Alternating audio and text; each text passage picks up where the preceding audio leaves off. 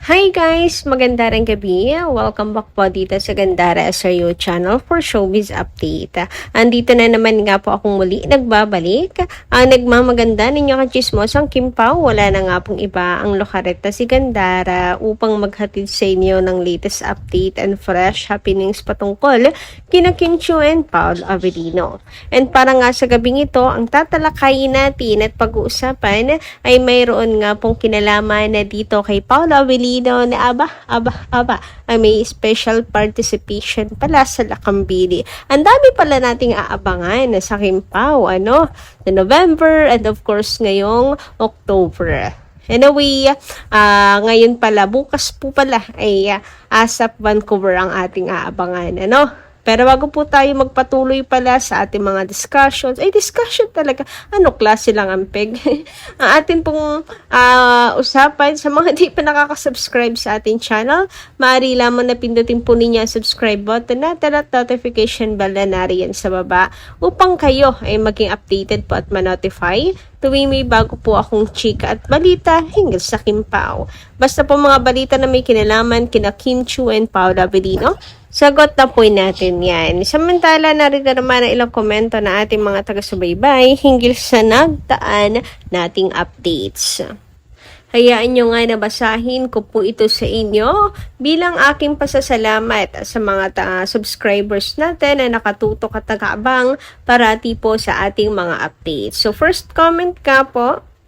Nagmula po ito kay Garchela. Sabi niya dito, shoutout po pala sa inyo at magandarang gabi. Hello po, Gandara. Yes, pupunta sila kay Aki. Uy, 2 days po kasi nakabook na sila for New York para bisitahin si Aki. Yes, si Kim lang inaantay ni Pokey. I'm proud that I'm one of member of Kim Pao Universe. Wow! Sabi ko nga, sa'yo, lagi Gandara, na Kim Pao is real, is on relationship in private but not secret, and private but not secret. Deserve nila ang isa't isa kasi sila ang tinadhana talaga. Gandara, thank you po sa laging pagbabasa ng comment ko. Basher, napasama na ba kayo sa gulo ng bansa?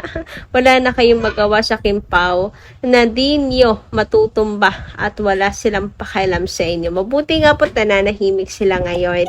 Ayan, siguro na pagtanto nila na tama si Kim Chiu. Ang pagtuunan po ng pansin ay ang problema ng bansa, di ba? Hindi yung napakaliit na pagkakamali. Dapat lang naman yun ang pagtuunan po ng pansin kasi sobrang laki ng problema ng bansa natin. Doon sila makibaka. Huwag sa Kim Pao na wala pong ginagawang masama. About naman sa kayo po pala ay member ng Kim Pao Universe. Wow! Grabe. Nung nakaraan lang, may napanood akong video from Kim Pao Universe. Talagang nandoon for the support talaga kina Kim and Paolo. Thank you so much. Anyway, about naman kay Aki, ayan, sana nga magdilang anghel kayo, Agad-agad, bisitahin po nila si Aki sa New York para maging masaya po. At syempre, maging masaya bukod sa atin, si Aki lalong higit. Kasi makakabanding niya muli si Paolo. And this time with Kim naman, 'di ba? Magandang panimula rin po 'yan kay Kim para ma-embrace na niya. Huy, ang motherhood era. Motherhood era talaga. Sabi naman po sa komento ni Andre, then shout out po sa inyo, wag nang patulan ang mga bashers. Intindihin natin sila na wala silang makain pag hindi sila mambash. Saklap naman nun. Sahuran yan sila. At yung bakla na gumagamit ng ibang account sa galit niya sa Kim Pao, di kasi siya napahiram. Kaya kuda siya ng kuda. Iniiwasan ko na sana na mag-comment kasi stressful ang galit ko sa mga bashers. Thanks, Miss Ganda, at ang tibay mo sa pagdedepensa sa Kim Pao. Muli, nakikiusap ako sa mga nagmamahal sa Kim Pao. Iwasan niyo na ang mga channels at vloggers na hindi legit sa Kim Pao at gusto lang mapataas viewers and subscribers nila. Maraming fake contents ang dala nila. So, ayan. Dapat po talaga umiwas na tayo. At syempre, block the accounts na alam po nating main na bashers po ng Kim Pao. Yung hilig po siraan sila Kim and Paolo, block na yan.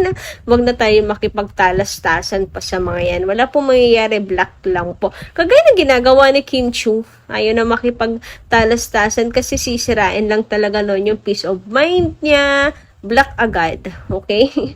Ayaw ni Kim na magkaroon sila ng space sa buhay niya kasi ma-stress lamang siya. So, ganun lang din yung gawin na natin ngayon. Ang sarap din makipagtalastasan minsan. Pero, minsan, hahanapin mo rin yung peace of mind.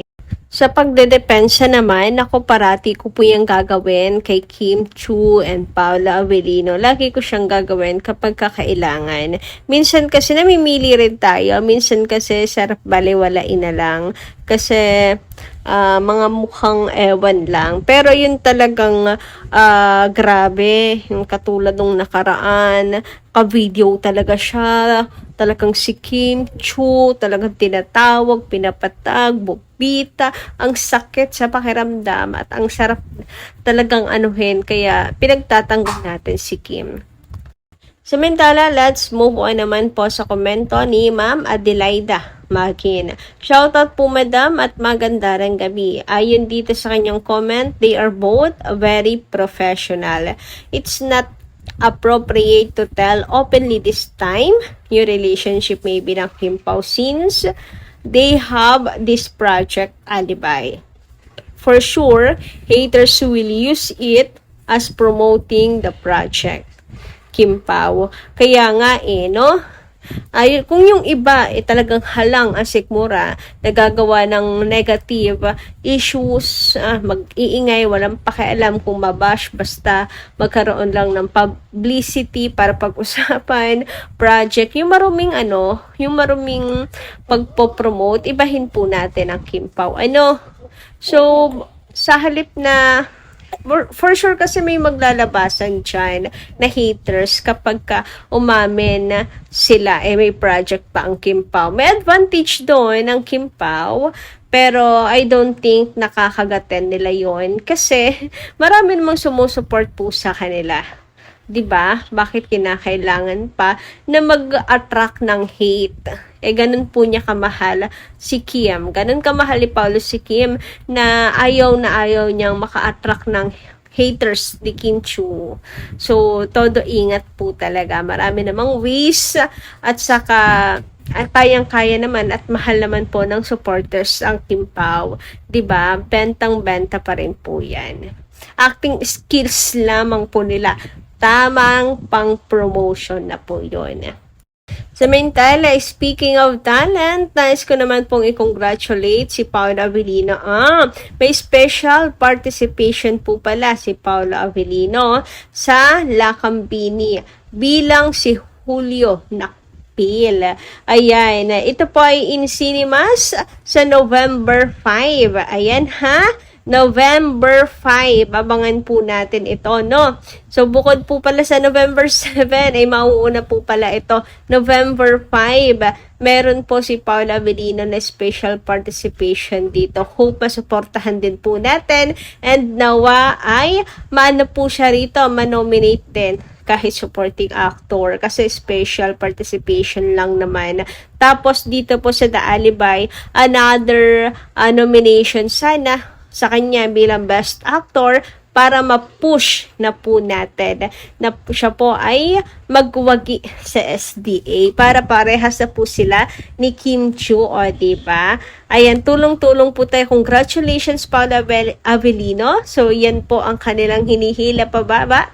Patuloy na umangat. Ang dami pong blessings na dumarating sa kanila.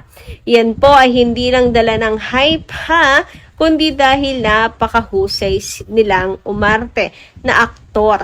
Si Paolo Avellino laging kinukuha dahil siya ay mahusay na aktor.